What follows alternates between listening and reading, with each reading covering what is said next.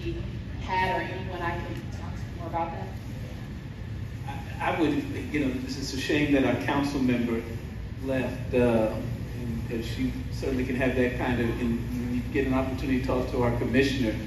I just, once again, we're raising some very difficult issues here. You were an investor in America.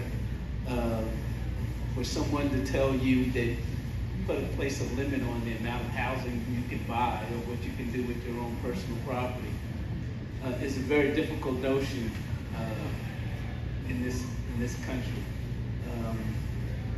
I think that we need to have some very serious conversations because, as was mentioned earlier, we've got to have a housing stock for everyone. As a matter of fact, I can tell you, when we talk to corporations all the time that wish to bring their business to the state, and some of the things that they look at, certainly they look at if there's great school systems, they look at crime rates, but they also look at housing, and they not only look at the housing for the top 1% of Americans who want the big mansions for their executives, but they need housing for their C-suite, they need housing for their regular employees, and they need housing for those who are coming in on entry level as well. And we're getting to the point in Georgia where we're not going to be able to fulfill all levels of housing, and therefore it's going to be discouraged for even corporations to move here. But if I were you, I'd talk to your county commissioner and your city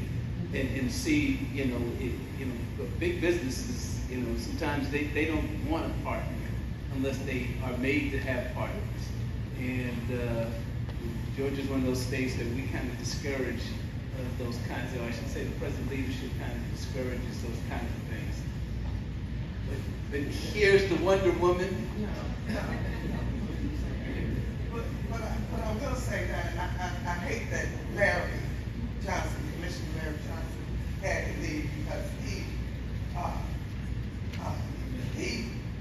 is the chair of the tax Bill Town Office on him, and we have some affordable housing.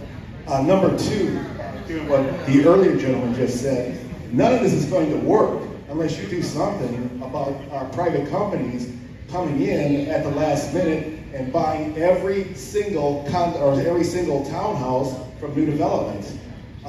Just down the street from the GBI headquarters, Saratoga Lake, I did several inspections over there. 67 homes, about $200,000. One guy came in, bought all 67. So instead of 67 families being able to start, their lives with financial freedom, they're all renting it for twice of what the mortgage would be. You're really going to have to do something about that. I know of 5 communities like that, brand new communities where one guy has come in and bought every single townhouse. Thank you. And I was going to say, on some of these questions, guys, if you would leave your information or grab my card out there to what Commissioner Johnson said, we can connect you guys with the commissioners. It's very unfortunate and it's very disheartening. It is. But I have to say, this is, and I'm going to say this, and I say it, and I keep saying it, and I'll repeat it. This is a whole system of inequities. Yeah. Yeah. So it is not, and we are on the same page with that. It is not, it is business. It is pro-business. It's business, you keep saying that. But there are inequities, and they have to be addressed systemically. We cannot, it's like you're fighting a battle, and I don't want to say people are fighting a losing battle because you can win battles. But it's difficult when there are economic inequities, when there are educational inequities. It is a system that is designed to fail people, and people are found trapped in a system that they can't get out of. There are programs, that's why the need for programs are here. But you can't regulate independent or private owners. And that is what Commissioner Marita Johnson is saying. It is unfortunate. Here you go, Commissioner. Yeah, and I want to say, I just want to say that we know that there's inequities.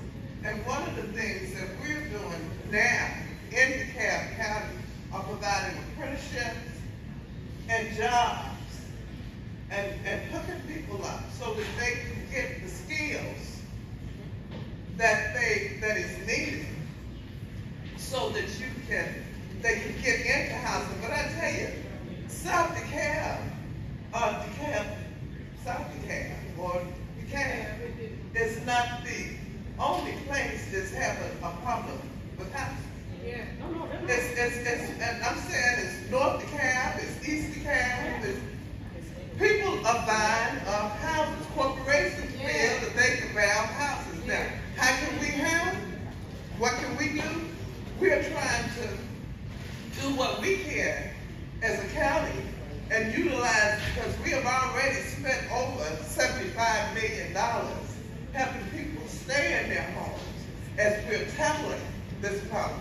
But it's not going to be one solution.